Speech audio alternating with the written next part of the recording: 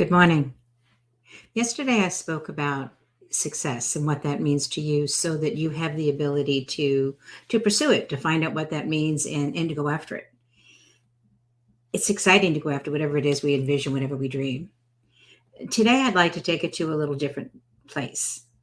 What does your ideal life look like? What does your ideal vision for you look like in your life in terms of your career, your relationships, your financial status, your friendships, travel, whatever it is that's important to you? What does that ideal life look like?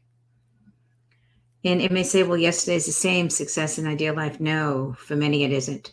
For many, success is something they look at because it's about career. But the ideal life is far more holistic, far more encompassing.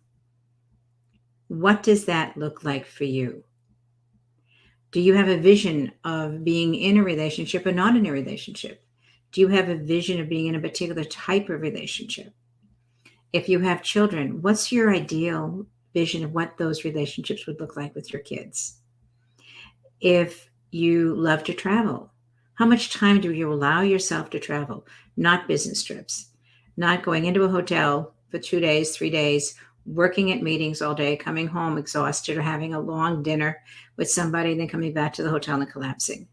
I mean, that kind of travel that is invigorating and exciting and relaxing, that allows you to see the world from different eyes, that allows you to experience different cultures, perhaps, that expands who you are in a holistic way.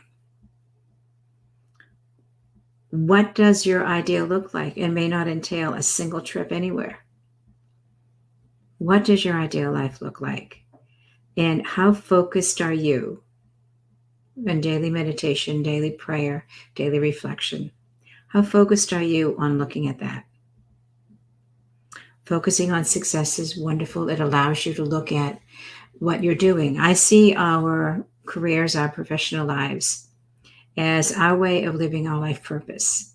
I see the work we do as being called by our essence, our soul, or whatever your faith system is. That our career is our way of living our soul's purpose. It's our way of becoming who we are meant to be and having the impact on this planet that only we can have in the way we can have it. And it's important that we live that soul's purpose. It's important that we make this world a better place, however we're called to do that. Your ideal life, however, is far more than simply living your purpose. In that way, you have impact and influence in doing whatever it is you came here to do. It also means creating that context in which you get to do that. It means creating an environment in which all of who you are gets to flourish. And if it's with kids, they are an adventure. If you have them, they bring out the best of us and they can bring out the worst in us. They can open our hearts to love absolutely unconditionally, and they can challenge every ounce of patience we have ever tried to develop. So they're that gift, as most of life is. Being in a long-term relationship, you can absolutely cherish the person you're with. But I don't know anybody in a relationship who hasn't at least once thought, what on earth am I doing here? Why did I make this decision? It may be a fleeting thought. It may be something you sit in for months. But always there's a challenge to looking at our ideal life and what we're bringing in. But when we know what that ideal life is, we have the ability to recognize this is one of those days versus this was a mistake I made. So you look and you see what your ideal looks like, your ideal life, your ideal way of being, whether that encompasses church or synagogue or doesn't, whether it encompasses whatever it is for you in terms of religion or faith, whatever that is in a social community, within your town or your state or your country, whatever that may be for you. What is your ideal life and how much are you doing to live it? If you are so caught up simply in the success of career or of living your life purpose that you haven't created the context, the environment in which you get to grow so that you can bring even more and more of your best self to the table, you're losing out on some of the most important parts of your journey.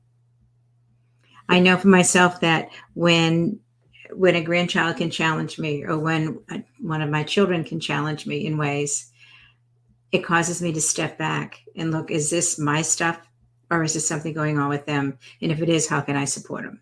And if it's my stuff, why on earth did I let that come up and get in the way? It's another level of growing. It's another level of expanding and self-understanding. Creating that ideal life allows us to have that much more resources we bring into our career. So take a look and stop. If you're only focused on success without focus on that ideal life you want for yourself, you're really limiting your ability to have it. And you deserve to have that, as well as whatever success looks like to you. My wish for you is that you discover what that ideal life looks like, and that you're able to have the strength to walk the journey to create it, because you so desperately deserve it. Have a really great day.